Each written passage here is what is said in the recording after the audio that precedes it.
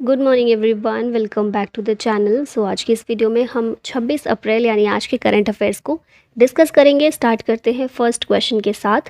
Who was elected chairman of the athletes commission of wrestling federation of India in April 2024?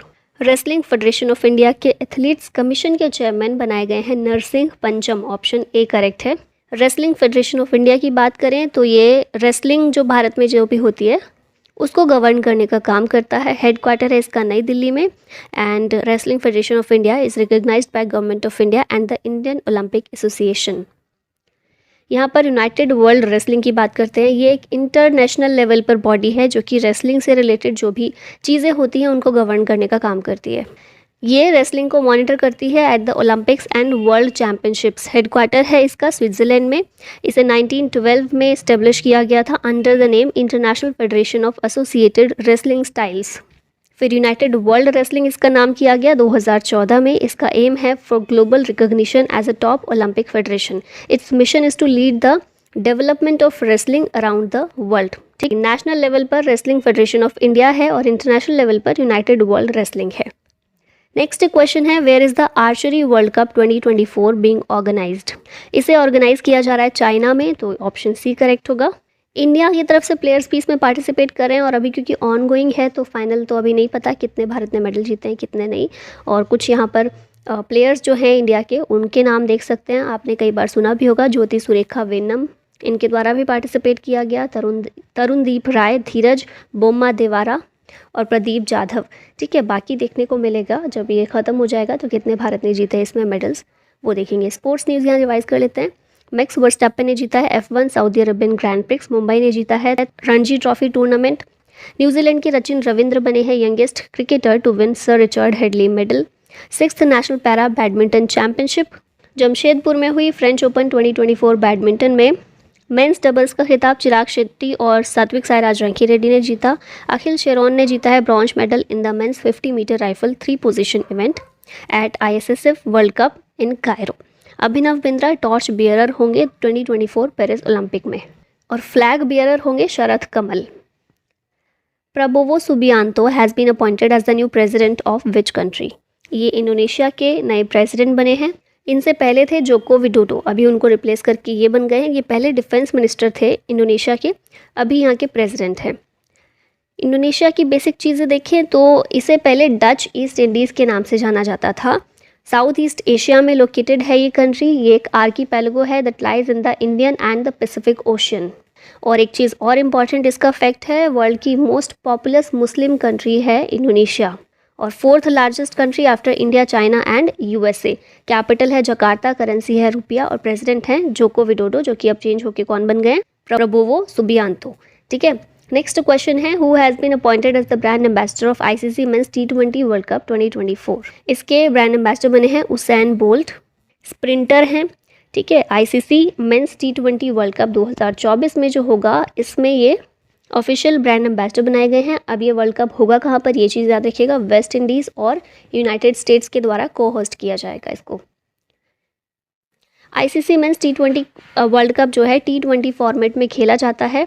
England में introduce हुआ था सबसे पहले। It was a domestic competition जो कि बहुत जल्दी पॉपुलर हो गया और फिर इसको इंटरनेशनल लेवल पर खेला जाने लगा। पहला इंटरनेशनल T20 मैच खेला गया था ऑस्ट्रेलिया और न्यूजीलैंड के बीच 2005 में और ऑस्ट्रेलिया इसमें जीता था।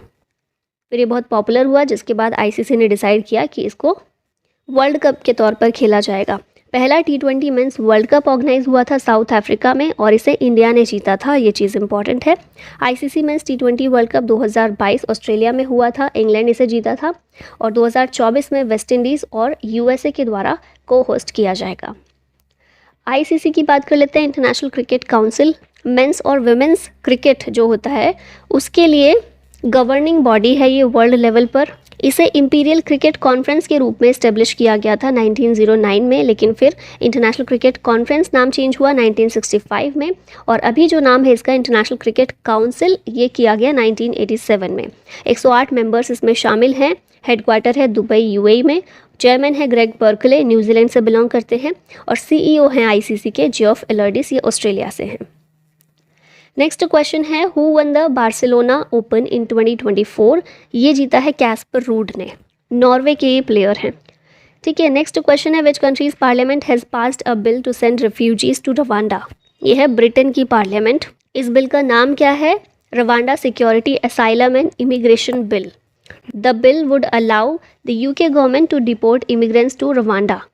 ठीक है, तो बहुत ज़्यादा डिटेल में जाने की ज़रूरत नहीं है, सिर्फ इतना याद रखिएगा ब्रिटेन के द्वारा इस तरह का बिल पास किया गया है ताकि रवांडा में रेफ्यूजीज़ को भेजा जा सके।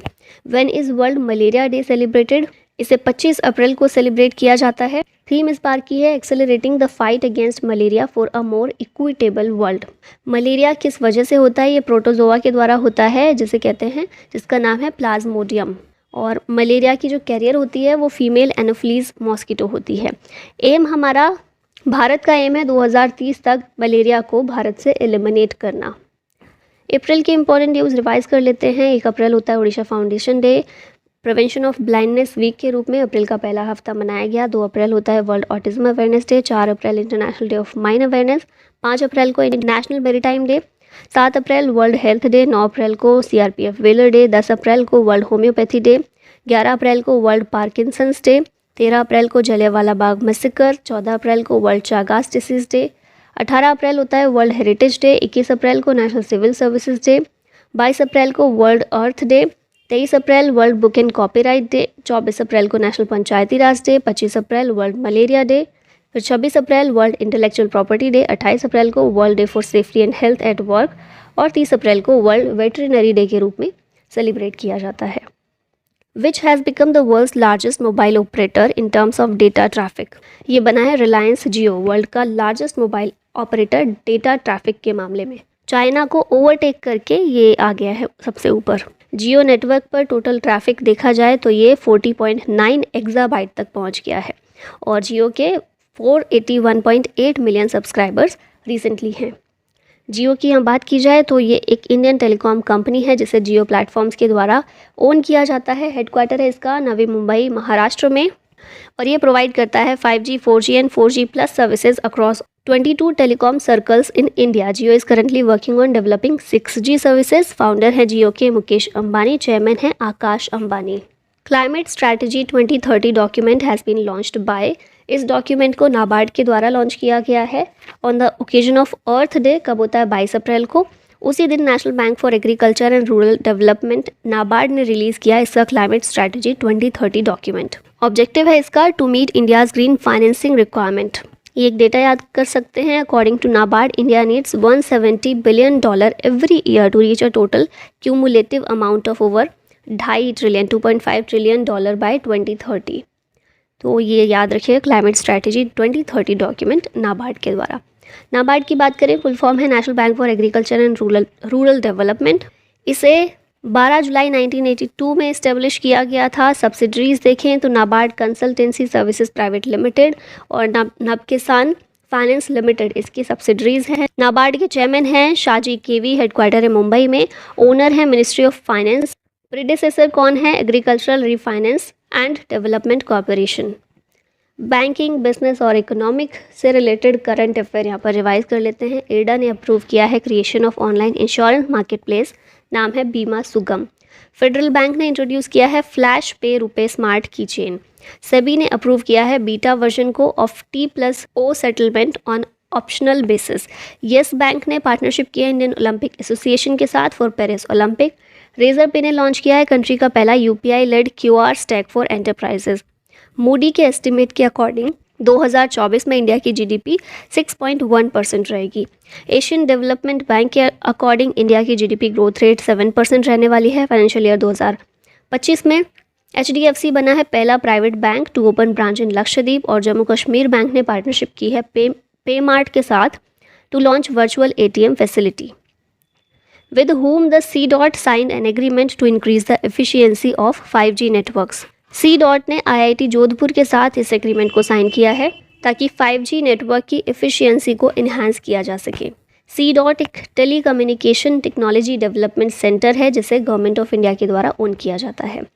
लास्ट में एक क्वेश्चन है आप लोगों के लिए, which state has topped in electronics exports in financial year 2023-24? Uttar Pradesh, Maharashtra, Karnataka या फिर तमिलनाडु? आंसर बताइएगा कमेंट में। और इसी के साथ वीडियो का होता है and. Thank you so much for watching. जय हिंद।